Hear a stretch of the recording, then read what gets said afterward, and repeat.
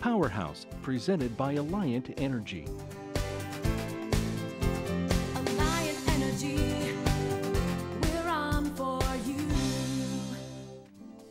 Welcome back to Powerhouse, and we're back at the house, which has been getting a professional holiday lighting makeover with the help of Greg Trosky and the good folks at Christmas Decor. And Greg, let's see the results.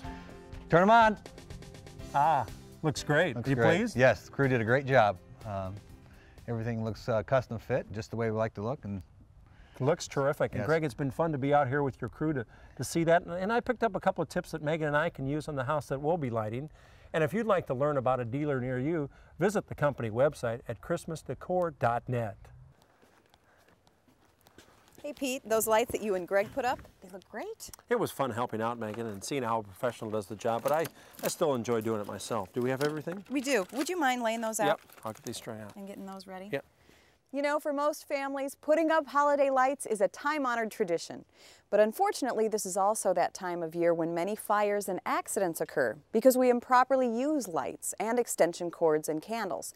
So today we're going to take a few minutes to walk through the process of putting up lights and look at some very important safety rules that you should keep in mind year-round. First, let's talk a little bit about the type of lights you use. Here are some of the lights that are fairly new on the market, and they represent a big change in terms of the home holiday lighting technology.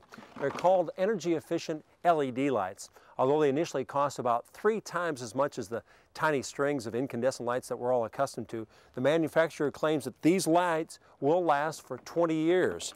And the other thing is that each string of 100 uses only 2 to 3 watts of energy.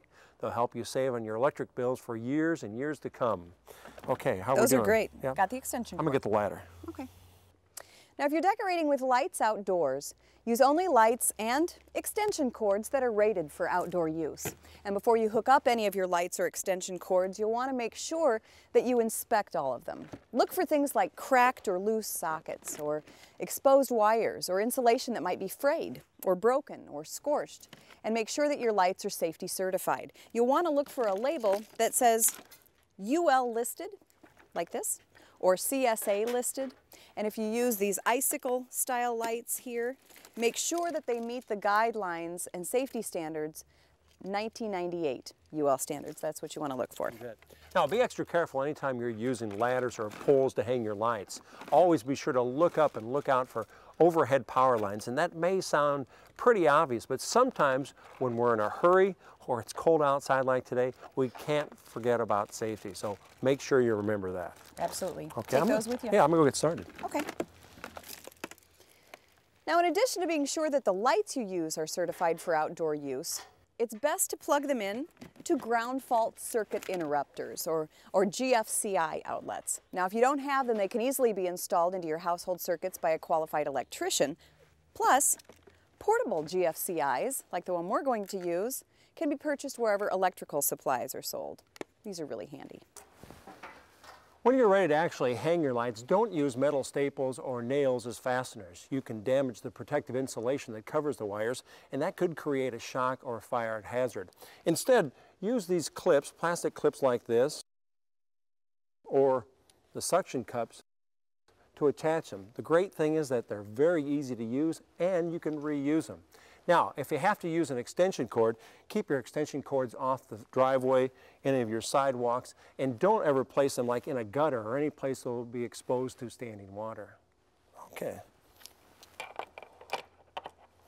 Feels nice to be in here where it's warm. It's cold outside. It is. Now, we also have some suggestions for your inside decorating. If you have a real Christmas tree like this one, it's very important to keep it watered, and you'll want to keep the lights from coming into direct contact with dry branches. It's a pretty fresh tree. It is, and you can test for freshness because a fresh tree is green, obviously, like this, and the needles are hard to pull off when you go like this, and they don't break when you bend them. And the butt of a tree, of a fresh tree, should be sticky with that resin, and when you tap it on the ground, you shouldn't be losing too many needles. Live trees can really dry out quickly in a warm house, so it sounds logical, and it is. Keep this tree watered at all times. Keep the stand filled with water. Want to take it around that way, Megan? Sure. Now, if you're purchasing an artificial tree, look for the label fire resistant. It doesn't mean the tree won't catch fire, but it will resist burning and should extinguish quickly. And when you're setting up any tree at home, Position it away from heat sources like fireplaces and radiators, and place it out of the way of traffic, and certainly you don't want to block any doorways. Right, well that's a very important safety issue. And another safety issue is your lights. You don't want to plug too many lights or cords into a single outlet. You know, those end-to-end lights are really convenient to use, but be sure you follow the manufacturer's recommendations on how many of those strings can be strung safely together.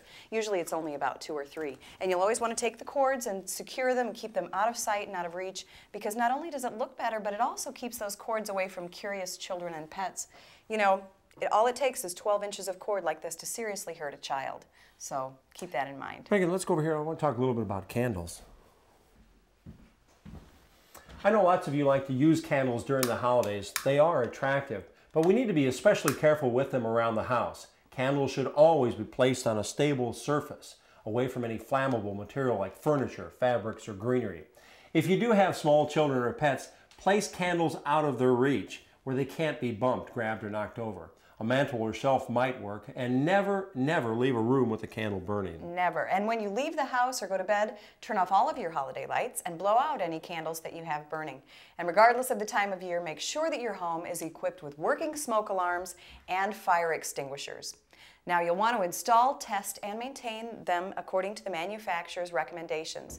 And if you didn't change the batteries in those smoke alarms in the fall, you might want to do it right now. I know a lot of people do that during the holidays because it's easy to remember. It is a for good next reminder. year. When we come back, we'll show you a great addition to your home that will help save energy and make those cold winter nights a little bit cozier. And later, some energy efficient gift ideas, so don't go away.